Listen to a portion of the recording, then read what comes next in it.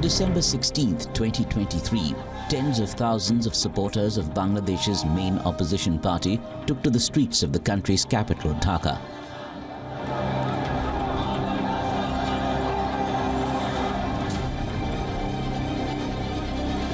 Activists of the Bangladesh Nationalist Party, or BNP, gathered in front of the padlocked party headquarters entrance.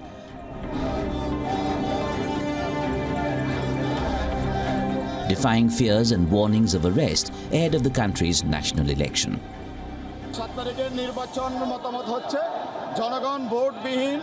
I believe that people will boycott the January 7 polls. They won't go to cast their votes. BNP is already out of this farcical poll. Also, people will align with the BNP boycotting this election.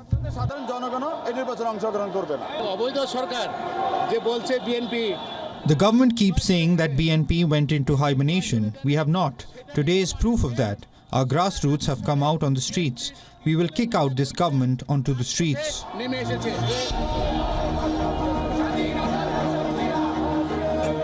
As Bangladesh gears up for its national elections on January 7th, 189,000 police personnel have been deployed nationwide to ensure law and order.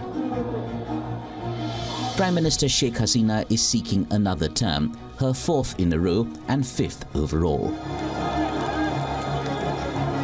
Her main opposition, Bangladesh Nationalist Party, the BNP, is boycotting the election, demanding an interim caretaker government. For the past few months, the protests have intensified against Hasina. Violence on the street, thousands arrested, and an unrelenting crackdown against the opposition.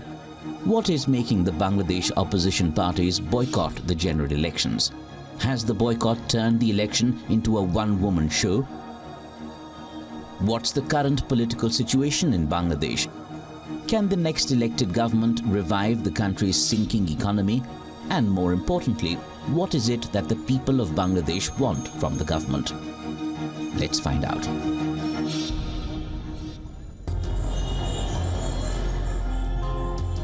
On January 7th, Bangladesh will hold its 12th national parliamentary elections.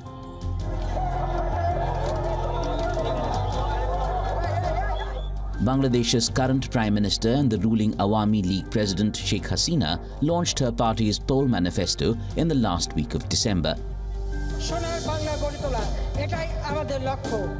Hasina pledged to build a smart Bangladesh if elected for a fourth term in the upcoming elections.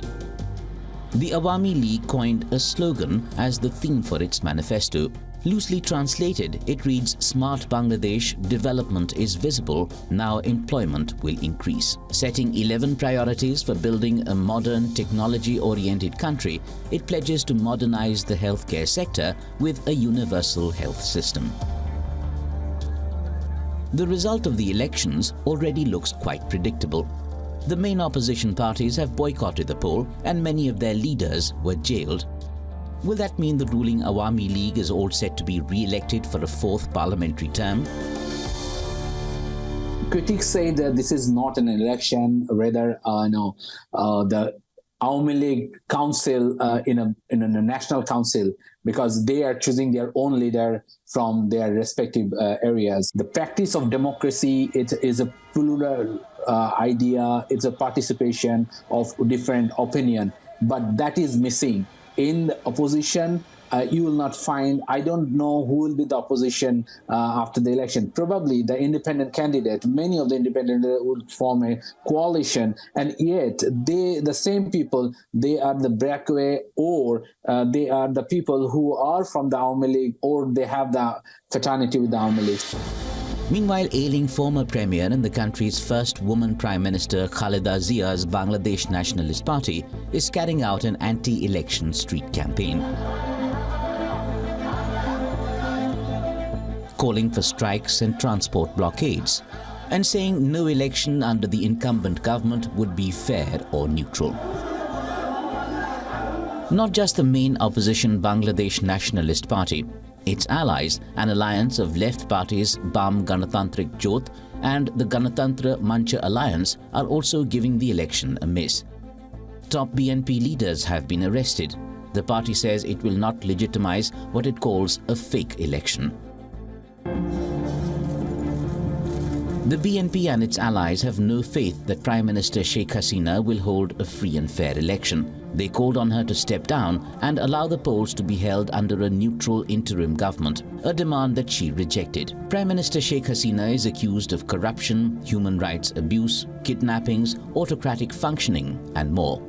This then is the backdrop against which the general election in Bangladesh will take place. And as of now, there is hardly any opposition to take on the incumbent.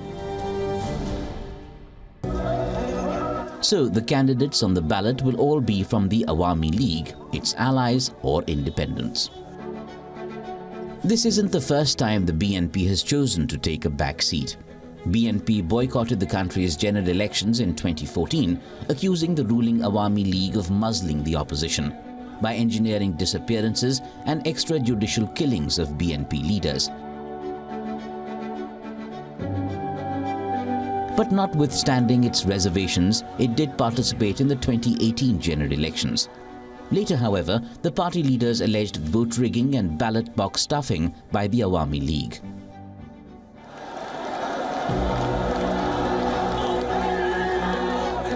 Cut to the present. BNP is boycotting the 2024 election after its demands for an interim government for the polls was rejected by the government. The BNP has been out of power since its defeat in the 2009 election and considers the poll boycott as a form of protest. So how will the 2024 elections boycotted by the major opposition party affect Bangladesh? Will there be free and fair elections? I don't think that will be a free and fair election.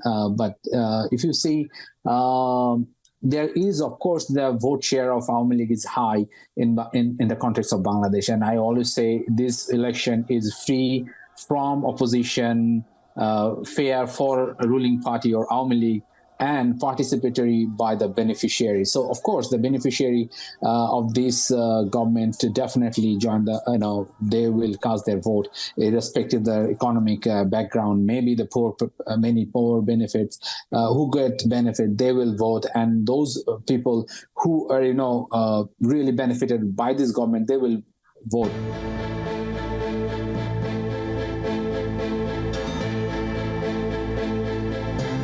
Bangladesh is one of the world's most densely populated countries.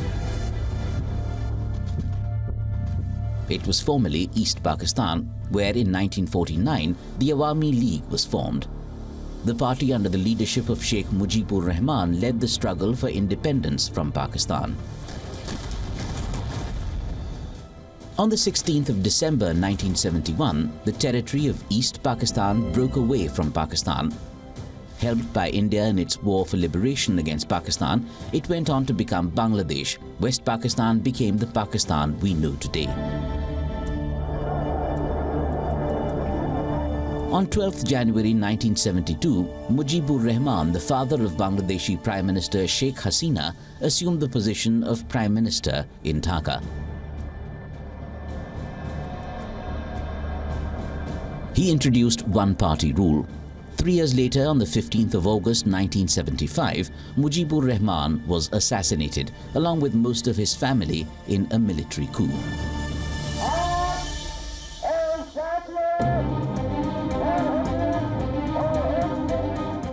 The years that followed after Mujibur's assassination saw a series of abortive coups.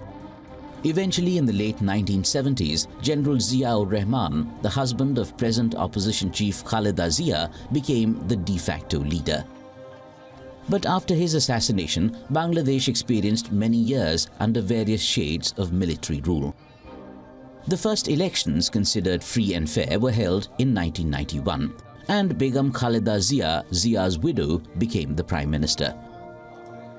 Although democracy was restored in 1990, the political scene remained volatile.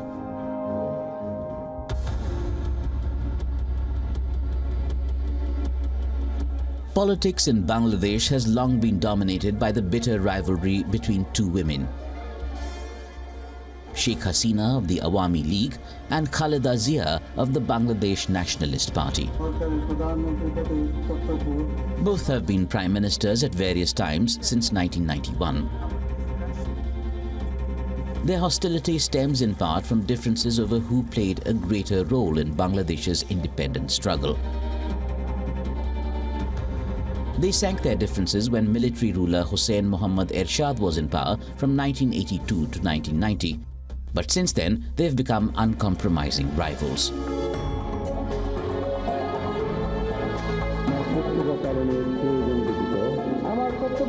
On the 23rd of June 1996, Sheikh Hasina was sworn in as the country's Prime Minister. She has served 4 terms as Bangladesh Prime Minister, 3 of them consecutively since 2009.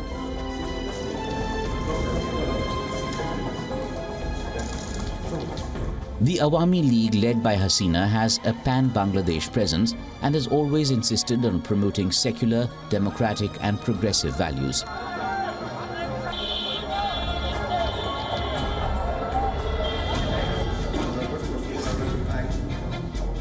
Hasina was the target of an assassination attempt in 2004 when she was in the opposition.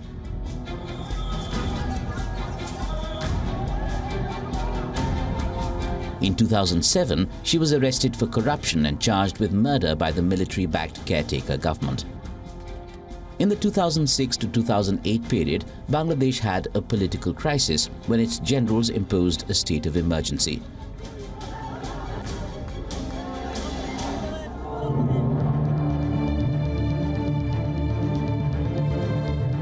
Since 2009, under Sheikh Hasina, once one of the world's poorest countries, the Muslim-majority nation achieved credible economic success. A World Bank report says extreme poverty decreased from 9% in 2016 to 5% in 2022 in Bangladesh. But critics say the economic success has come at the cost of democracy and human rights. They allege that Hasina's rule has majorly been marked by repressive authoritarian measures.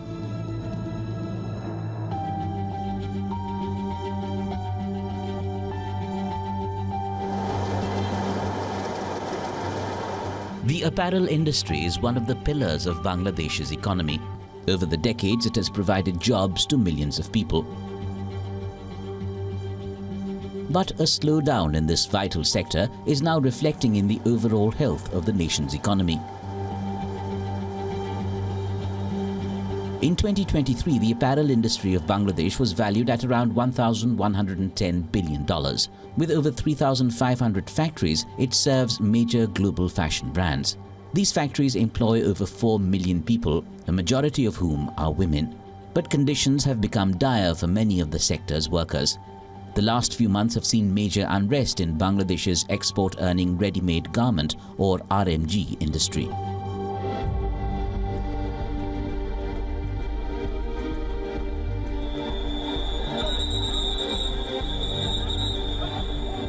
In November last year, up to 25,000 garment workers clashed with police in Bangladesh. Rejecting a government-offered pay rise, the workers forced the closure of at least 100 factories outside Dhaka.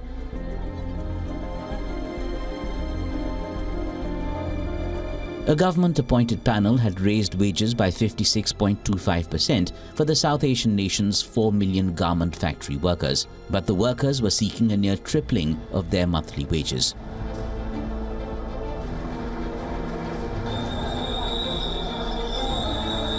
Violence broke out in the industrial towns of Ghazipur and Ashulia outside the capital after the workers rejected the panel's offer.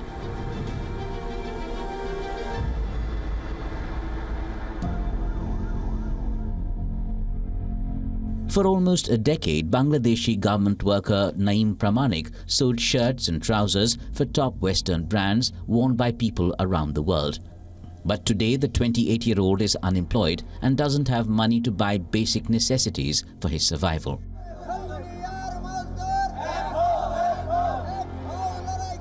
What was his mistake? Pramanik had taken part in the protests demanding a fair wage. What I don't have any money to buy food right now. I'm having a tough time. I'm living a miserable life. I only have 2 kilograms of rice that will last only 2 days. Then I starve. I don't have any money in my pocket now to survive with my family. I can't buy any good food or clothes for my baby. I just talked about my dreams and spoke to the media. That's why my factory threatened me, saying BGMEA, the intelligence agencies, the police, and RAB would take action against me. On November 6th, they kicked me out without any notice. They told me to go to a hideout for 1 month.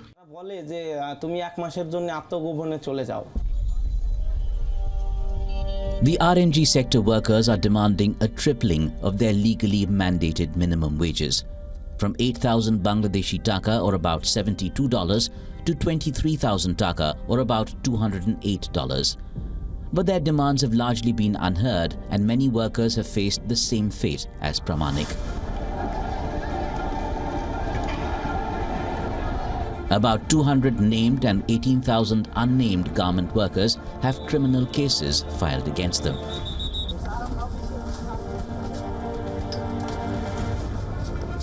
Police action and counter-violence have killed about 5 people.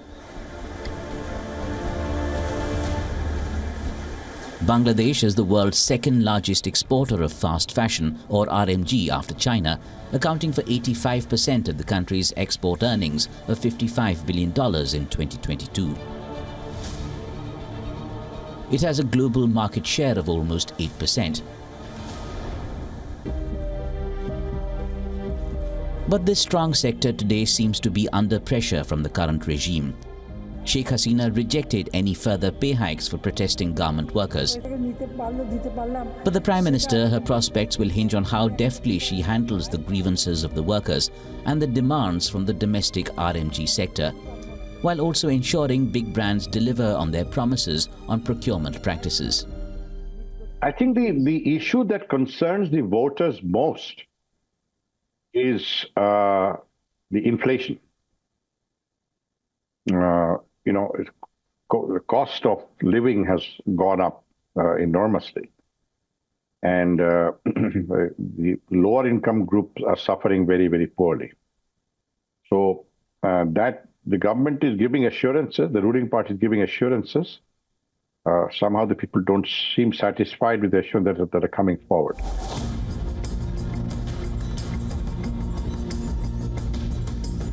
Over the past few decades, Bangladesh initiated significant healthcare reforms and built an extensive healthcare infrastructure. Yet the journey towards comprehensive healthcare access remains an ongoing endeavor in Bangladesh. Last year, Bangladesh grappled with record deadly outbreak of dengue fever. Hospitals struggled to make space for patients as the disease spread rapidly in the densely populated country.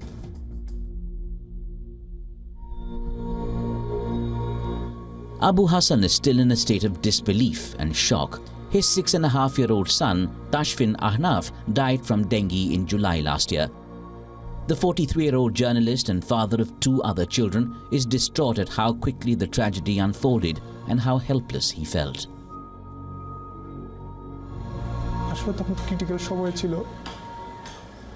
The night time was very critical and I didn't get any support from the doctors. I went to every department begging for help in every way possible, aside from falling down to their feet. It is outrageous that no doctor was present at the pediatric intensive care unit, which provides critical care in a prestigious institution like Dhaka Medical College and Hospital. For 4 hours, my son didn't get any treatment here. The record outbreak of dengue fever in Bangladesh, a country of more than 160 million, killed over 1,200 people and infected more than 250,000 last year. Hassan says lack of a coordinated response in controlling mosquito breeding is causing a higher incidence of the disease. The health crisis in Dhaka worsens every day in a city with creaking infrastructure. The infection also spread to the Rohingya refugees who live in bamboo and plastic camps just outside the coastal city of Cox's Bazar. In 2022, the camp saw over 15,000 cases and at least 6 deaths.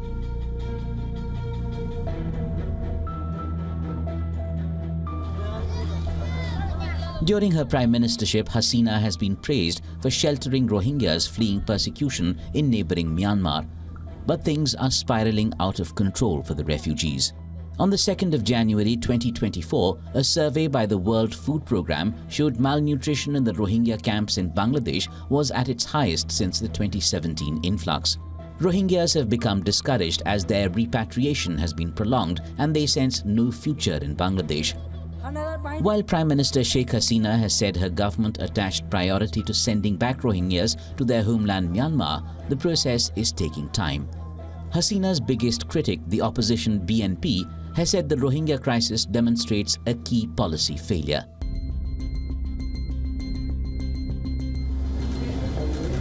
Sheikh Hasina has been in power in Bangladesh since 2008, making her the longest-serving woman head of state in history. But Hasina's administration is facing pressure from Western democracies, especially from the United States.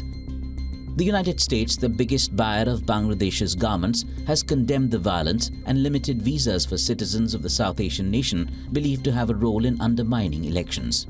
I don't think that there is an interference by United States at all. The United States, what they are doing, they are just amplifying the voice of majority Bangladesh. Well, overall, the Western countries, especially United States, have been putting in a lot of political pressure on governance and democracy and human rights.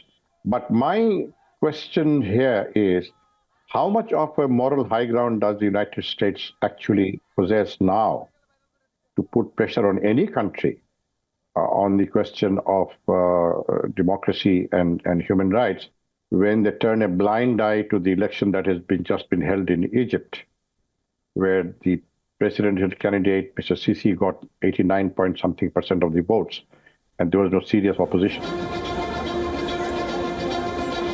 With scores of opposition leaders in prison in the past few months, including Hasina's rival and former Prime Minister and leader of the BNP, Khaleda Zia, who has been in jail since 2018, the electoral outcome of the 2024 general elections in Bangladesh is more or less predictable. It may not be an exaggeration to say that the winds are blowing in favor of the incumbent Prime Minister, Sheikh Hasina.